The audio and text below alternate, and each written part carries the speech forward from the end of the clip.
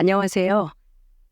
순대국밥집을 운영하면서 딸을 키우고 있는 여자입니다. 다들 남들에게 말 못할 가슴속 사연 하나쯤은 있으신가요? 저는 꼭 운동화에 잘못 들어간 작은 돌멩이 하나가 발을 계속 아프게 하는 것처럼 늘 마음 한구석을 아프게 하는 사연이 있답니다.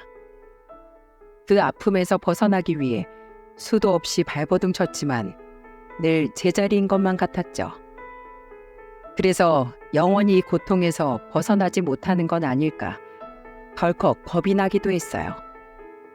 하지만 인간에게 망각은 축복이라는 말이 있지 않습니까? 시간이 약이라는 말처럼 살다가 문득 떠오르기도 하지만 이제는 제법 많이 잊혀졌습니다. 이 여자한테 대체 무슨 사연이 있길래 시작부터 청승을 떨고 있나 싶으시죠? 사실 저는 남편과 사별하고 혼자서 딸아이를 키웠던 때가 있었어요. 그때는 어두운 긴 터널을 홀로 걷고 있는 것만 같아 막막하고 두려웠습니다. 그런데 살겠다고 발버둥 치는 저를 하늘에서 보셨는지 제 인생에 한 줄기 빛을 내려주셨죠. 요즘 경제도 어렵고 살기 팍팍하다는 말이 절로 나오지 않습니까? 그래서 힘든 시기에 제 사연이라도 보시고 힘을 내셨으면 하는 바람에 사연을 쓰게 됐습니다. 평생 박복한 팔자탄만 하면서 살 줄 알았던 제 인생에 찾아온 기적 같은 이야기 잘 들어주셨으면 좋겠네요. 제 인생은 늘 반쪽짜리 같은 인생이었죠. 왜 그랬냐면 제가 초등학교 5학년일 때 아버지가 세상을 먼저 떠나셨거든요. 그래서 엄마가 혼자서 저와 남동생을 키우셔야만 했습니다. 지금 생각해보면 저희 엄마는 참 강인하신 분이셨죠. 갑자기 남편을 잃었는데도 엄마는 장례가 끝난 후 얼마 지나지 않아 일자리를 찾아다니셨어요. 그 후로도 엄마가 혼자서 오신다거나 술로 슬픔을 달래는 모습조차도 본 적이 없었습니다. 그래서 저는 중학생이 될 무렵 엄마에게 이런 질문을 했던 적이 있었죠. 엄마는 아버지가 그립지도 않아? 난 학교 끝나고 집에 오다 아버지랑 같이 공놀이하는 꼬마들만 봐도 아버지가 보고 싶던데. 엄마한테는 이제 너랑 네 동생밖에 없어. 어차피 사람은 다 나이 들면 흙에 묻히는데 먼저 간 사람 뒷공무니만 보면 뭐해. 산 사람은 살아야지. 너무 단호한 목소리로 말하는 엄마를 보는데도 왠지 마음이 안 좋았어요. 그런데 그날 저녁 엄마는 갑자기 가게에 다녀오신다며 나가시는 겁니다. 한참이 지나도 안 오시길래 집 근처 길목에서 기다렸죠. 잠시 뒤 엄마는 검은 봉지를 한 손에 쥐고 코를 훌쩍이며 돌아오셨어요. 저는 너무 놀라서 엄마한테 달려가 물었죠. 엄마, 울었어? 울긴 누가 울어? 네 엄마 우는 거 봤어? 감기가 왔나 자꾸 코가 나오네. 그때 엄마는 감기 핑계를 대셨지만 촉촉한 눈가를 보니 누가 봐도 남몰래 울다 온 사람 같았어요. 엄마가 감기인 것 같다고 둘러대시길래 저도 모른 척 했답니다. 여자 혼자 아이들을 키우면서 생계를 이끌어간다는 게 얼마나 힘드셨겠습니까? 제가 남편과 사별하고 혼자 딸아이를 맡아보니까 엄마가 그때 얼마나 힘들고 막막했을지 더 이해가 가네요. 저와 딸만 남겨두고 먼저 떠난 야속한 남편이지만 살아생전에 얼마나 자상한 사람이었는지 모릅니다.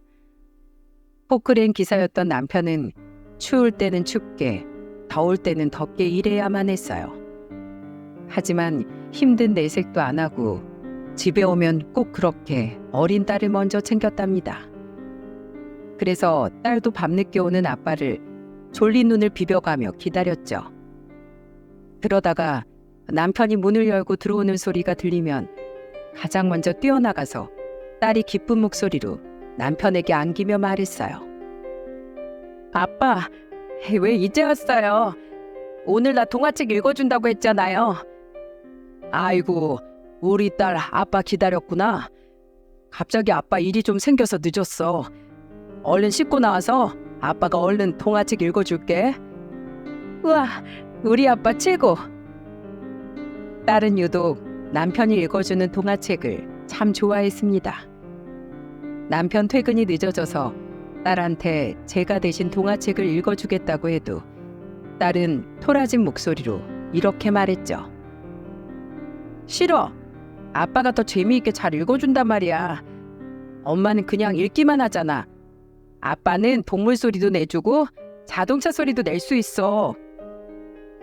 아무리 피곤해도 하루에 1시간은 꼭 딸과 있어주려고 노력하는 남편 덕분에 딸은 거의 아빠 껌딱지였죠.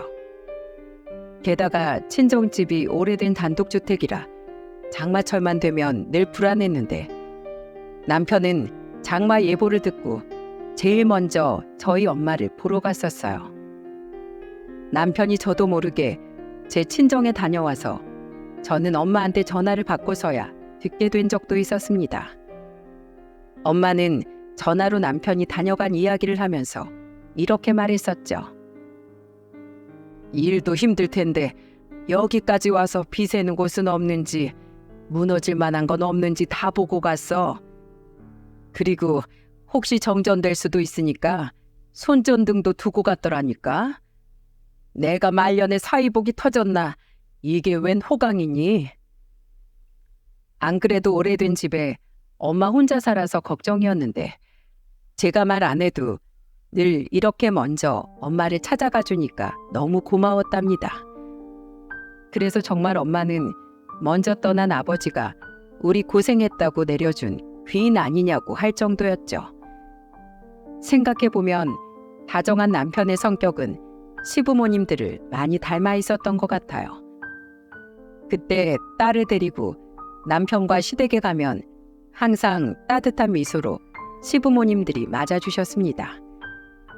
특히 아버님은 어린 딸을 보면서 이렇게 말했었죠. 우리 똥강아지 그새 많이도 컸네. 우리 강아지가 이렇게 크려고 엄마를 얼마나 힘들게 했을까. 아버님은 저만 보면 아이 키우는 게 힘들지 않냐면서 늘 물어보셨어요. 아마도 제가 마른 편이라 더 힘이 들까 봐 걱정하셨던 것 같았죠. 그래서 시댁만 가면 늘 고기 반찬이 빠지질 않았습니다. 그리고서 가족들 다 식탁에 둘러앉으면 어머님은 제 앞에 고기가 담긴 접시를 당겨주며 이런 말을 하셨어요. 애는 크는데 며느리는 점점 쪼그라드네. 어찌된 게 볼 때마다 살이 빠지는 것 같아. 이것 좀 먹어라. 어머님, 정말 잘 먹겠습니다. 너무 맛있어요. 항상 제 걱정을 먼저 해주시는 시부모님들 덕분에 저는 시댁에 가는 발걸음이 늘 가볍기만 했어요. 남편과 저는 서로 큰 소리 한번 오고 간 적 없이 정말 행복하게 지냈죠. 하지만 제가 주책 없이 너무 행복하게 지내는 것 같았는지 제 인생에 믿기 힘든 사건이 닥쳐왔습니다. 어느 날 갑자기 남편이 불의의 사고로 저와 딸만 남겨둔 채 세상을 떠나고 말았어요. 처음에 남편이 사망했다는 소식을 듣고 병원으로 달려가면서도 내내 제발 내 남편이 아니기를 바랬죠.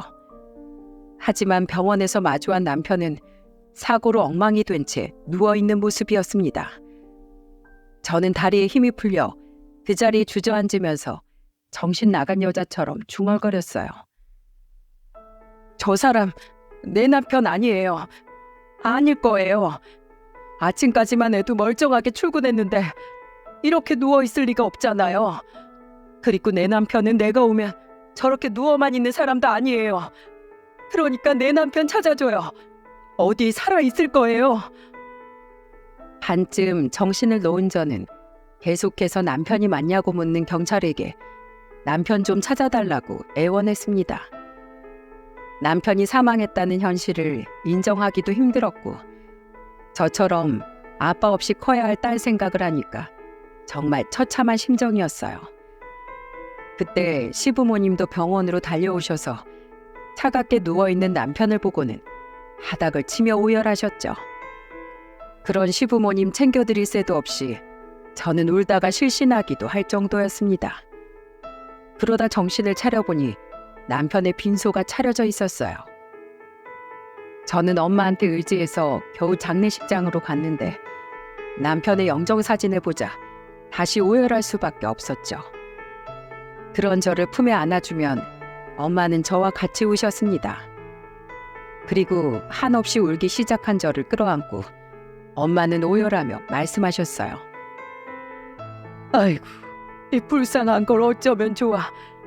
닮을 게 없어서 이 애미 팔자를 그대로 닮으면 어떡해. 엄마, 나 이제 어떡해? 너무 무서워서 어떻게 살아야 할지 모르겠어. 저는 엄마 품에 안겨서 한참을 울었습니다. 그 당시 엄마도 저만큼이나 하루아침에 갑자기 떠난 사위의 빈자리를 크게 느끼셨어요. 늘 퇴근하면서 혼자 사는 장모님 식사는 하셨는지 안부를 묻던 사위였는데 엄마도 충격이 그만큼 클 수밖에 없었죠. 그만큼 남편은 친정 시댁할 것 없이 참 다정하고 좋은 사람이었습니다. 그래서 갑자기 떠난 남편의 빈자리가 너무도 저를 힘들게 했어요. 제가 너무 힘들어하니까 장례가 끝난 후에도 시부모님들은 저를 많이 걱정하셨죠. 그러다가 아버님은 큰 결단을 내리신 듯 저를 찾아와서 이런 말씀을 하셨습니다. 앞으로 가끔 손녀딸 안부만 전해줘. 지금 네 시어머니도 많이 힘들어한다. 우리가 더 보고 지내면 힘들지 않을까 싶다. 서로 마음 추스르고 나서 나중에 연락하자꾸나. 잘 지내야 된다. 너무 힘들어하지 말고. 아버님도 건강하세요. 그동안 정말 감사했습니다. 나중에 꼭 연락드릴게요. 그때 아버님은 서로 계속 볼수록 떠난 남편 생각만 떠오르게 될 거라면서 나중에 괜찮아지면 한번 보자고 말씀하셨죠. 그렇게 저는 아버님께 슬픈 마지막 인사를 건네고 딸과 둘이 친정 엄마 집으로 가서 살게 됐습니다. 저는 한동안 밤인지 낮인지도 모를 정도로 방에서 술만 마시면서 지냈어요. 어린 딸을 유치원에 보내놓고 나면 저는 방으로 돌아와서 어김없이 술병을 잡았습니다. 그 모습을 본 엄마가 제 손에 있던 술병을 뺏어들면서 말했죠. 너 미쳤어? 맨날 이렇게 술이나 퍼마시다.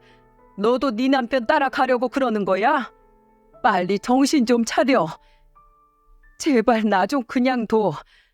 이거라도 안 마시면 내가 정말 미칠 것 같아서 그래. 속이 하루에도 12번씩 뒤집어지는 것 같다고. 너 엄마잖아. 어떤 엄마가 자식을 곁에 두고 정신 놓고 살아. 그만 마셔. 이리 내놔.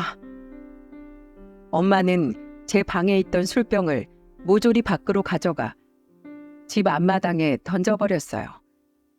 정신 차릴 생각은 없고 울며 술만 마시는 딸을 보면서 얼마나 답답하셨겠습니까? 결국 술병을 들고 엄마와 실랑이를 하던 저는 남은 술을 모두 뺏기고 나서야 겨우 정신을 차렸습니다. 그리고 집에 돌아올 시간이 된 딸아이를 데리러 갔는데 저는 그때 큰 충격을 받았죠. 유치원 차에서 내리는 딸을 보고 애써 웃으며 아이 손을 잡았는데 딸이 갑자기 코를 막으면서 이런 말을 하는 거예요. 냄새. 엄마 술 냄새나. 또 술 마셨어? 저는 그때 딸이 저한테 술 냄새가 난다면서 코를 막는 걸 보고 깜짝 놀랐습니다. 애들 앞에서는 찬물도 조심해서 마셔야 한다는데 저는 그동안 제 슬픔에 빠져서 아이를 돌보지 못했던 거죠. 그때야 제가 어릴 적에 아버지를 잃고도 저와 남동생 앞에서는 절대 울지 않던 친정엄마의 모습이 떠올랐습니다. 그리고 정말 이렇게 살면 안 되겠구나 깨달았어요. 그래서 저는 다음 날부터 정말 술은 입에도 대지 않으려고 노력했죠. 그리고 딸을 키우면서 할 수 있는 일을 찾다가 순대국밥집을 차리게 됐어요. 솔직히 대박이라고 할 만큼 벌지는 못했지만 그래도 딸과 저 그리고 친정엄마까지 입에 풀칠할 수 있을 만큼은 벌게 됐죠. 무엇보다 장사를 시작하니까 몸이 바빠져서 남편을 떠나보낸 슬픔도 잠시 잊을 수 있었습니다. 그렇게 겨우겨우 장사를 이어가던 중 한 손님이 눈에 들어오기 시작했죠. 제 가게는 맨날 오는 사람만 오는 곳이라 손님들이 대충 누군지 어느 정도는 알고 있었어요. 그런데 어느 날 생전 처음 본 사람이 가게로 들어오는 겁니다. 얼굴은 멀끔한데 다리 한쪽이 불편한지 쩔뚝거리면서 들어오더니 순대국밥 한 그릇에 소주 한 병을 시켰죠. 처음에는 그냥 근처에 일이 있어서 어쩌다 들린 사람이구나 싶어서 금방 밥만 먹고 가겠지 생각했어요. 하지만 순대국밥을 한 그릇 시켜놓고 소주를 3병째 마시면서 핸드폰만 몇 시간째 보고 있는 게 아니겠어요? 오랜만에 가게에 진상 왔구나 생각하는데 갑자기 그 남자는 핸드폰을 보다 울기 시작했습니다. 태어나서 남자가 식당에서 우는 건 처음 봤죠. 대체 무슨 일이 있길래 저렇게 서럽게 울고 있을까 싶을 만큼 우는 거예요. 그러면서 계속 핸드폰 화면을 엄지로 쓸면서 이렇게 중얼거렸죠. 내가 미안해. 다 나 때문이야. 정말 미안해.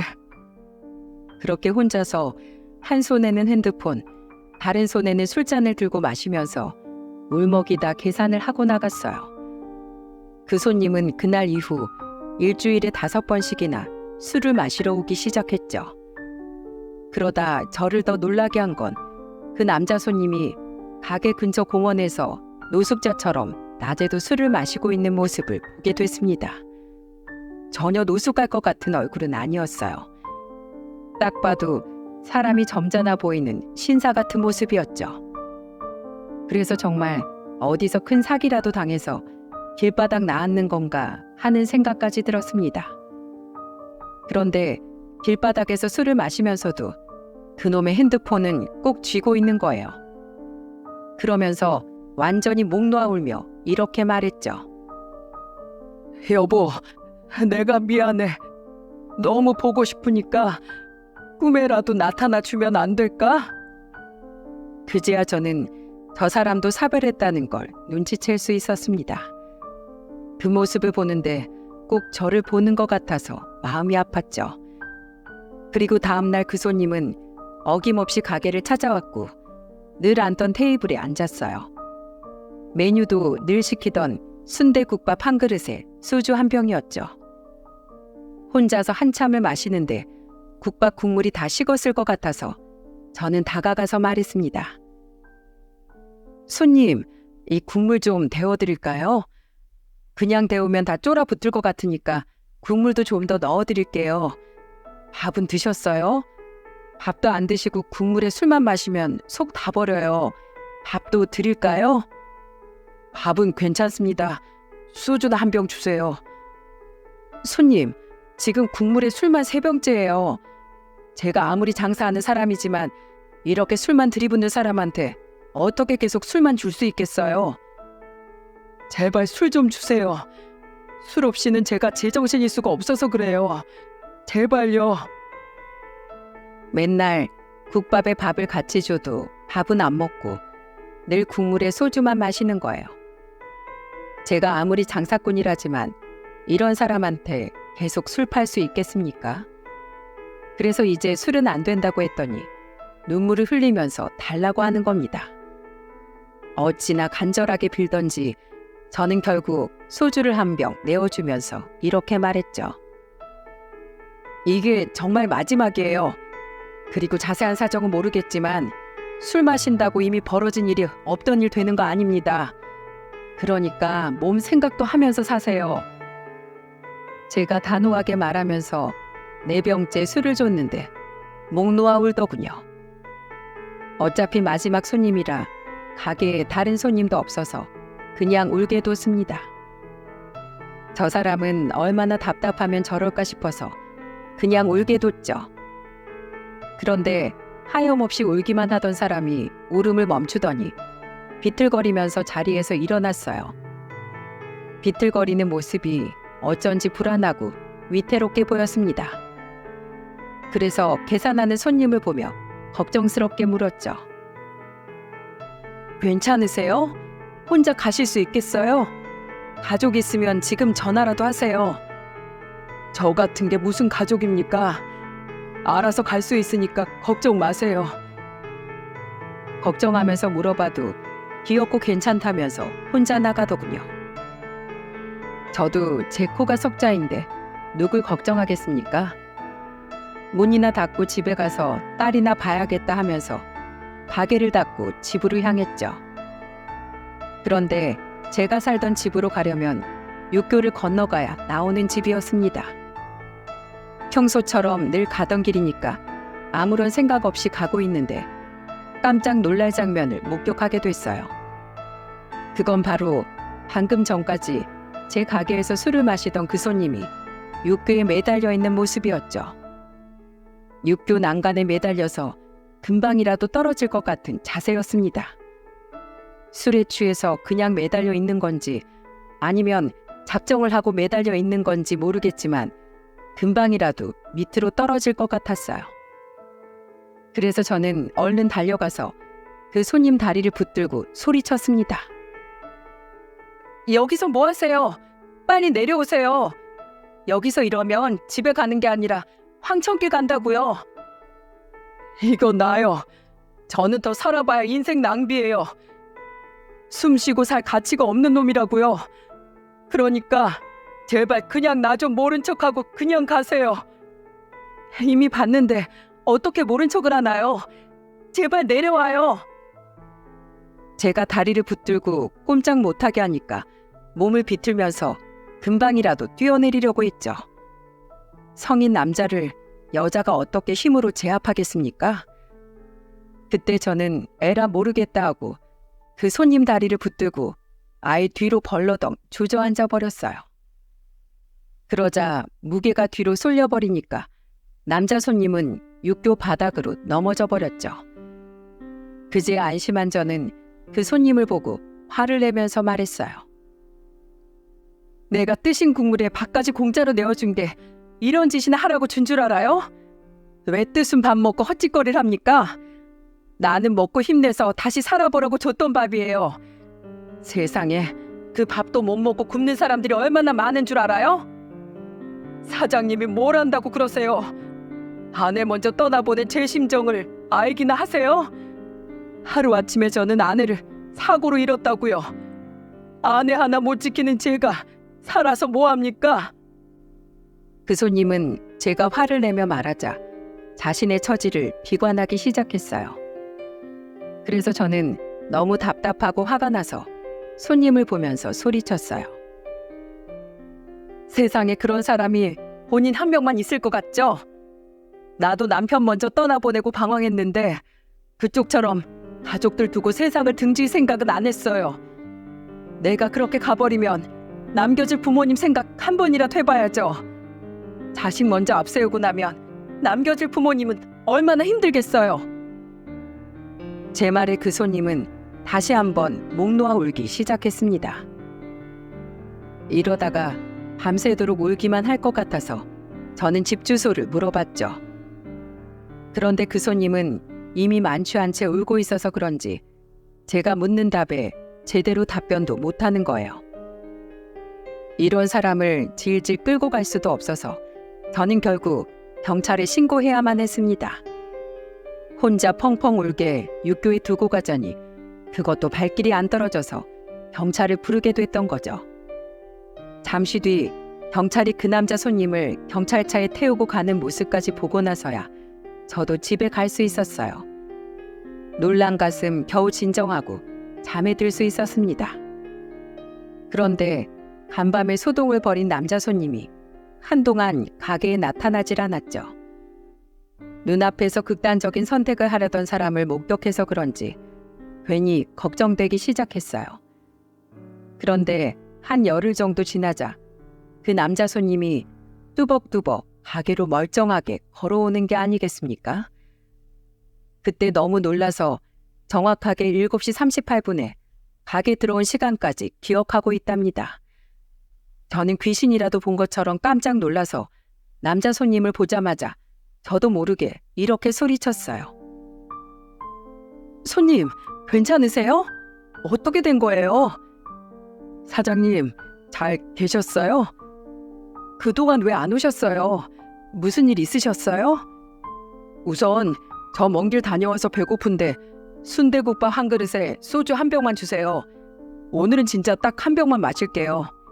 손님한테는 특별히 한 병 이상 더 팔 생각도 없었어요. 얼른 그쪽으로 앉으세요. 저는 한결 편안해진 남자 손님과 반갑게 인사를 나눴어요. 아내 잃고 극단적인 생각까지 했던 모습을 보니까 과거에 남편 먼저 보내놓고 술에 빠져 살던 제 모습이 떠올랐죠. 그때가 남편을 먼저 떠나보내고 어느덧 8년이라는 시간이 지났을 때였습니다. 이제는 가끔씩 남편 생각이 떠올라도 그땐 그랬었지 하면서 넘길 수 있을 만큼 괜찮아졌을 때였어요. 그런데 꼭 박복한 네 팔자 같은 인생을 사는 그 손님이 눈에 밟혔죠. 혼자서 순대국밥 한 그릇 놓고서 술을 따라 마시는데 어찌나 쓸쓸해 보였는지 모릅니다. 마침 바깥 날씨가 굳어서 그런지 손님도 그 손님뿐이었어요. 그래서 손님이 안타까워 보여서 저는 정중히 다가가서 조심스럽게 물어봤죠. 손님, 잠시 자리에 앉아도 될까요? 네, 그럼요. 신경 써주셔서 감사합니다. 늘 사장님한테 이런 모습만 보이는 것 같네요. 원래 국밥집에 소주 파는 가게는 다 그런 거예요. 여기 뭐 사연 있는 사람 손님 한 명뿐이겠어요? 손님이 많진 않아도 일용직 사람들부터 멀쩡한 회사원들까지 많아요. 여기 사장부터 사연이 많으니까 그렇겠죠. 제 말에 남자 손님은 살짝 웃더군요. 그래서 저는 그 손님 앞자리에 앉으면서 이렇게 말했습니다. 한 달 넘게 본 것 같은데 웃는 모습은 처음 보네요. 울기만 하는 사람인 줄 알았어요. 그래도 사람이 웃으니까 참 보기가 좋네요. 제가 술 한 잔 따라 드릴까요? 저랑 비슷한 사연 있으신 것 같은데 술 말고 같은 처지에 있는 사람끼리 의지해 보자고요. 저한테 말하기 어려우셨을 텐데 먼저 얘기해 주셔서 감사해요. 그리고 그때 저 술 먹고 홧김에 그랬던 거예요. 절대 사장님이 주신 밥 먹고 그렇게 가려던 건 아니었어요. 나도 교통사고로 하루아침에 남편 잃었어요. 엄청 힘들어서 저도 그때는 손님처럼 술만 마셨다니까요. 그런데 저는 딸이 한 명 있거든요. 어느 날 딸이 저한테 술 냄새 난다고 하는 거예요. 그때 정신이 확 들더라고요. 제가 무슨 생각했는 줄 아세요? 어떤 생각하셨는데요? 남편은 떠났어도 내 옆에 남은 가족들이 있는데 내가 너무 이기적이었구나 생각했죠. 저희 엄마도 저 초등학교 5학년일 때 아버지가 먼저 떠나셨거든요. 그런데 엄마는 한 번도 제 앞에서 우는 모습이나 힘들어하는 모습 보여준 적이 없으셨어요. 그런 엄마를 보고 컸는데 제가 너무 어린 딸 앞에서 술 취한 모습만 보여주고 있더라고요. 그래서 저는 그때부터 술은 아예 입에도 안 댔어요. 시간이 약이라고 그래도 지나고 나니까 이젠 괜찮아요. 이렇게 저랑 비슷한 손님 앞에 놓고 허심탄회하게 위로도 하고 있잖아요. 그러니까 힘내요. 다 잊혀져요. 제 말을 경청하면서 가만히 듣던 그 손님은 조용히 눈물을 흘리더군요. 술에 취하지도 않았는데 저렇게 눈물을 떨구는 걸 보니까 이제야 정신 차렸구나 싶었습니다. 그래서 저는 그 손님에게 냅킨을 몇 장 건넸죠. 그리고 눈물을 닦고 있는 손님을 보면서 이렇게 물었습니다. 가족 관계가 어떻게 되는지 몰라도 가족 보고 힘 좀 내요. 가족이요? 저도 가족 남기고 싶었어요. 엄청 서럽게 울던 손님은 저에게 충격적인 말을 털어놨어요. 정말 그 순간 저도 눈물을 글썽일 정도였죠. 다 듣고 나니까 왜 이렇게 서럽게 울고 망가졌는지 이해할 수 있었어요. 그 손님은 사별한 아내와 결혼 7년 차에 어렵게 아이가 생겼던 때였어요. 손님은 아이가 생겼다는 말에 세상을 다 가진 것처럼 기뻤다고 했죠. 저도 그런 순간이 있었으니까 오랜 시간 기다리던 아이가 생겨서 얼마나 기뻤을지 상상이 갔습니다. 그런데 잠시 말을 멈춘 남자 손님은 앞에 있던 술을 한 잔 마셨어요. 그리고는 슬픈 목소리로 그동안 있던 일을 털어놓기 시작했죠. 제 아내, 저보다 6살 어렸어요. 그렇게 기다리던 아이가 생겨서 얼마나 기뻐했는지 몰라요. 참 좋은 사람이라서 하고 싶다는 건 정말 다 해주고 싶던 사람이었어요. 그때도 명절에 처가에서 쉬고 싶다고 하길래 부모님도 그렇게 하라고 하셔서 같이 지방에 있는 처가댁에 갔었죠. 그렇게 잘 쉬고 왔으면 좋았을 텐데 다시 올라오는 길에 사고가 난 거예요. 네? 사고요? 저는 너무 놀라서 뭐라고 답을 해야 할지 말문이 턱하고 막혔습니다. 그러자 그 손님은 그때의 생각에 고통스러운지 오열하며 두 손을 떨며 말했죠. 나도 그때 아내랑 같이 세상을 떠났어야 했어요. 저는 아내가 뱃속 아이랑 같이 세상을 떠나는 동안 아무것도 할 수 없었던 게 너무 바보 같아요. 저도 1년 동안 병원에서 치료받아야 될 만큼 크게 다쳤는데 진짜 이렇게 살아서 뭐 하나 생각했어요. 어영부영 시간이 1년이 지났는데 저는 무서워서 못 살겠다는 생각밖에 안 드네요. 제 앞에서 오열하면서 떨리는 목소리로 말하는 손님을 보는데 가슴이 아파서 저도 하염없이 눈물만 흘렸죠. 그 순간 제가 무슨 말을 덧붙인다고 해서 소용이 있었겠습니까? 그냥 같이 울어주는 거 말고는 할 수 있는 게 없었습니다. 한참을 울기만 하던 남자 손님이 조금 진정이 된 것 같아서 저는 술을 한 잔 따라주며 말했어요. 그럼 혹시 그 다리도 사고 후유증 때문에 살짝 쩔뚝거리는 거예요? 재활치료 받아야 되는데 제가 무슨 자격으로 재활치료를 받아요? 지금도 꿈에 아내가 나오고 가끔은 환청까지 들려요. 꿈에 아내가 나온 날은 꼭 핸드폰에 있던 사진을 보게 돼요. 그동안 손님이 보고 있던 건 생전 아내와 아이의 초음파 사진이었습니다. 공교롭게도 사별한 아내가 저와 동갑이더군요. 그래서 괜히 더 마음이 안 좋았죠. 그래서 저는 그 손님을 보며 말했습니다.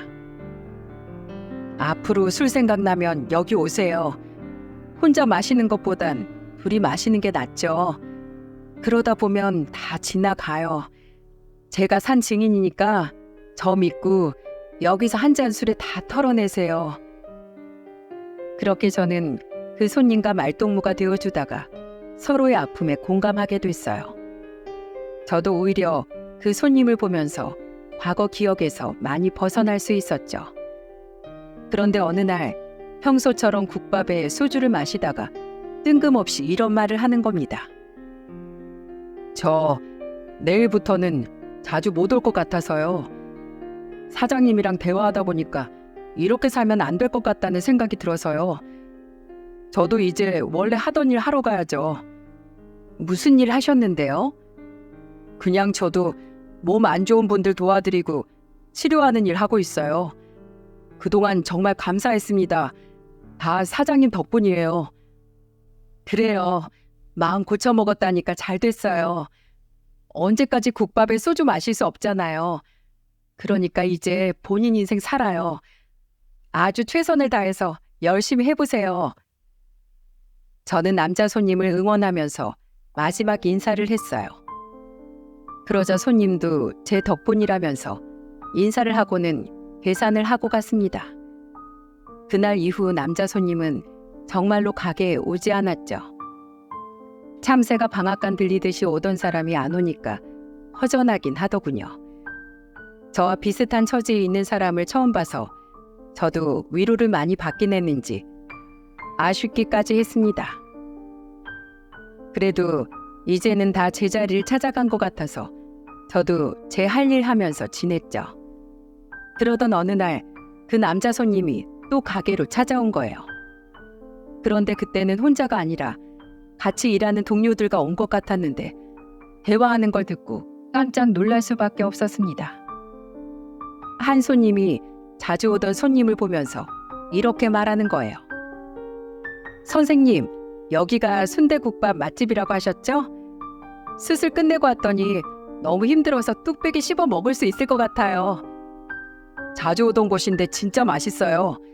저는 순대국밥 먹으러 꼭 여기만 와요. 알고 보니까 맨날 순대국밥 한 그릇에 소주 한 병을 주문하던 손님이 의사였던 겁니다.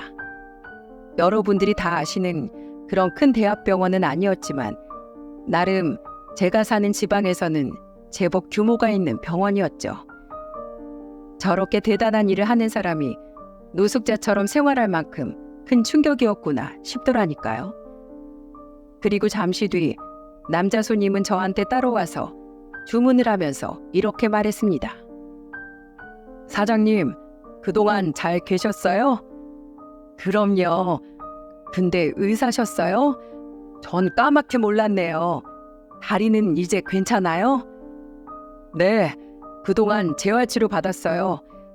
다시 병원에 복귀하려면 재활치료부터 받아야 되니까 한동안 치료에만 전념했죠. 그래도 다행이네요. 이제 안색도 좋아 보이고 괜찮아 보여요. 그렇게 짧은 안부 인사를 하고 의사였던 손님은 동료들 옆으로 갔죠. 왠지 묘한 감정이 들긴 했지만 정성스럽게 음식을 만들어서 갖다 줬어요. 그러자 같이 있던 동료가 저를 보면서 들뜬 목소리로 말했습니다. 냄새가 너무 좋은데요. 저희 이거 먹으려고 차 타고 30분이나 달려왔어요. 정말요? 입맛에 맞으셨으면 좋겠네요. 지방이라 차로 30분이면 꽤 먼 거리였죠. 그런데 굳이 여기까지 와줬다니까 너무 고마웠습니다. 제 가게가 좀 외진 곳에 있었거든요. 그러면서 다들 국물 한 입씩 먹더니 국물이 너무 맛있다면서 남자 손님을 보면서 감탄했죠. 그러자 자주 오던 그 남자 손님이 나지막히 이런 말을 했습니다. 나는 여기 맛도 있지만 여기만 오면 마음이 편해져서 자꾸 오게 되네요. 아마 여기 사장님 응원과 격려 없었으면 다시 복귀할 엄두도 못 냈을 거예요. 그러자 다른 동료들은 감탄을 하면서 자주 와야겠다고 말했어요. 그리고 밥을 먹으면서 셋이 대화를 하는데 참 대단한 사람들이구나 생각이 들었죠. 나는 고작 식당 아줌마면서 저렇게 대단한 사람인 줄도 모르고 감히 충고했구나 싶었습니다. 그래도 내 조언이 도움이 됐다고 하니까 그걸로 됐다고 생각했죠. 그리고 동료들과 밥을 다 먹고 나가는 손님 뒷모습을 보는데 저와는 다른 세계 사람 같아 보였어요. 그래서 이제는 점점 멀어지겠구나 싶었습니다. 그런데 이런 제 예상과 달리 그 손님은 시간이 나면 계속 가게로 찾아오는 게 아니겠어요? 꼭 순대국밥을 먹으러 오는 게 아니라 한 번은 가게에 오더니 제게 이런 말을 했죠. 사장님, 여기 가게 위치가 안 좋아요. 홍보를 해야 사람들이 찾아올 것 같아요. 요즘은 인터넷으로 홍보하는 시대인데 제가 아는 지인 통해서 한번 해보세요. 비용은 무료로 해드릴게요. 대신 순대국밥 무한 공짜로 주는 게 조건이에요. 믿져야 본전이다 싶어서 알겠다고 했지만 홍보한다고 이 외진 곳까지 사람들이 올까 반신반의했죠. 그날 이후 남자 손님은 하루가 멀다 하고 손님들을 몰고 가게로 왔습니다. 그리고 정말 홍보 효과가 있는 건지 제법 매출도 늘었어요. 원래는 하루 매출이 10만 원도 안 됐던 가게였는데 홍보를 시작한 후로 40만 원 정도로 매출이 늘었죠. 그렇게 자주 보다 보니까 더 가까워졌어요. 이제는 서로 통성명도 하고 편하게 이름을 부르는 가까운 사이가 됐습니다. 워낙 편하게 대해주니까 평소에는 이 사람이 직업이 의사인 것도 다 까먹을 정도였죠.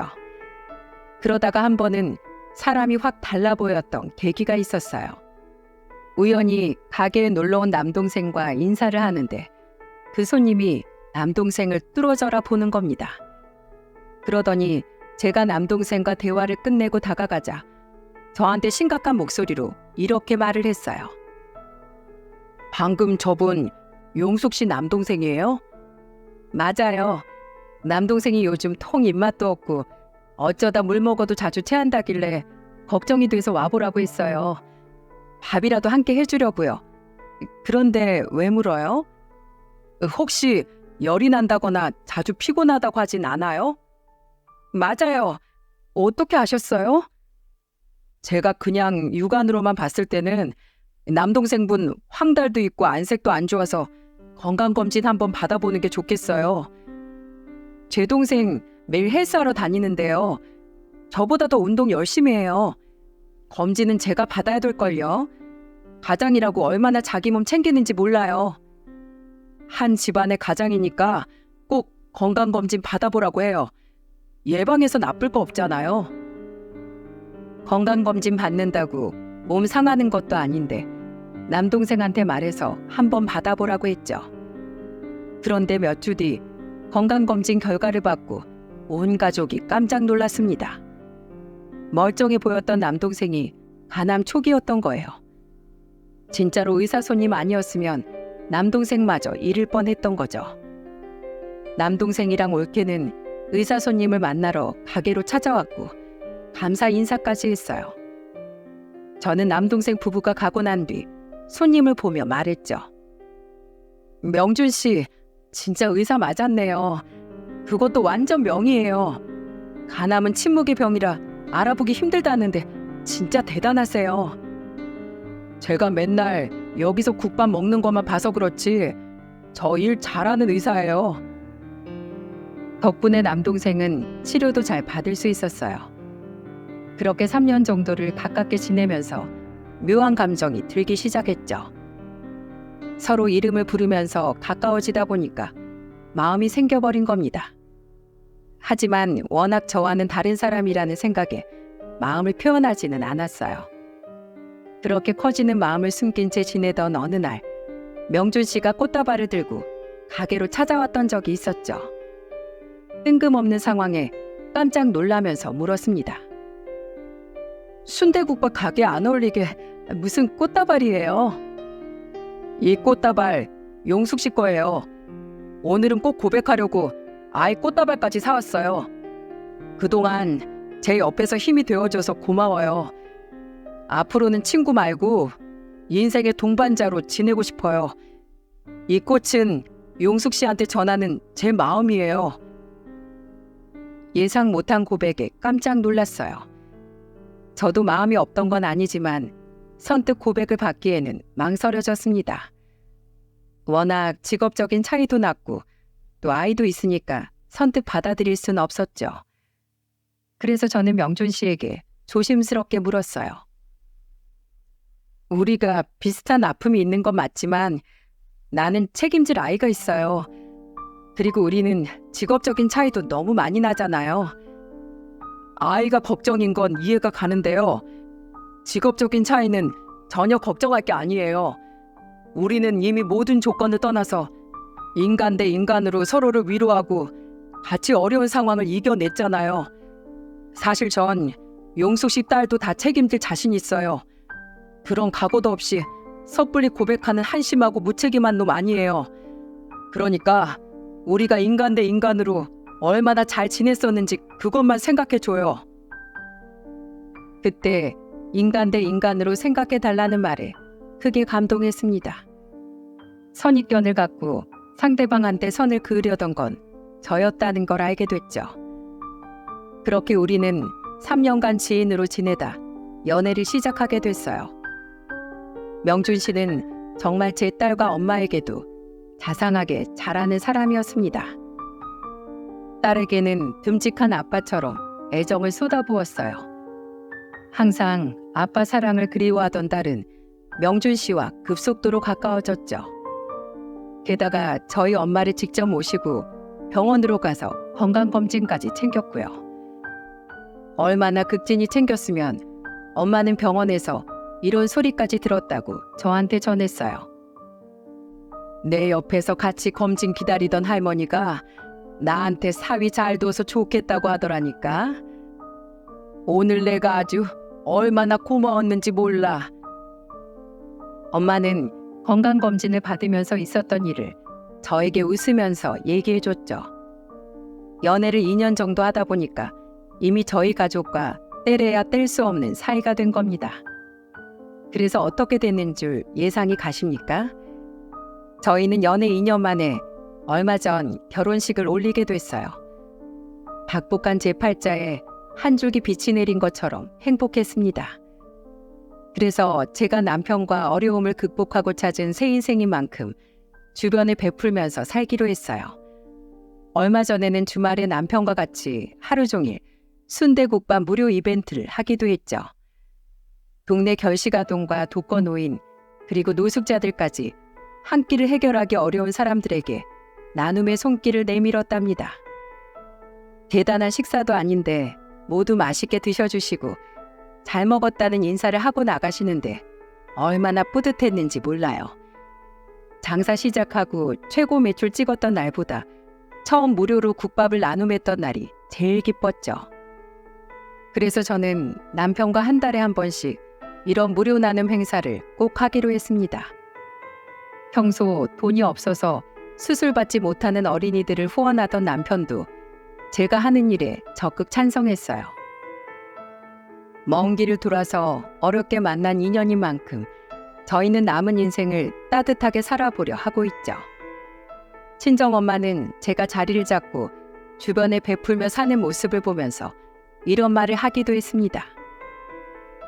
우리 딸이 내 팔자 닮아서 한평생 외로우면 어쩌나 했는데 이렇게 잘 살아줘서 고맙다.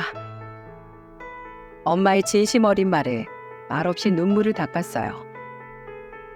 그리고 전 시부모님들이 제게 전화가 아닌 문자로 축복을 해주셨죠. 제가 순대국밥 가게를 차리고 딱 한 번 와보시고 그 후로는 따로 뵌 적이 없었는데 어떻게 소식을 알고 이런 문자를 보내주셨어요. 이제는 웃을 일만 있기를 멀리서 빌어줄게. 축하한다. 항상 행복하렴. 옛 생각에 잠시 글썽였지만 이제는 정말 제 인생 한번 행복하게 살아봐도 되겠죠? 제 사연 어떻게 들으셨는지 모르겠네요. 그래도 위기 속에도 희망을 잃지 않길 바라는 제 뜻은 꼭 알아주셨으면 좋겠습니다.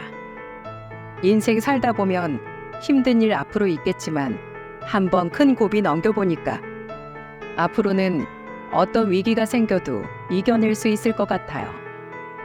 100세 인생인데 당장 힘들다고 좌절하면 되겠습니까? 살아있는 자에게 희망이 있다니까 우리 모두 힘내보자고요. 또 베푸는 자에게 복이 있다고 모두 좋은 마음으로 극복하셨으면 좋겠습니다. 모두들 힘내세요.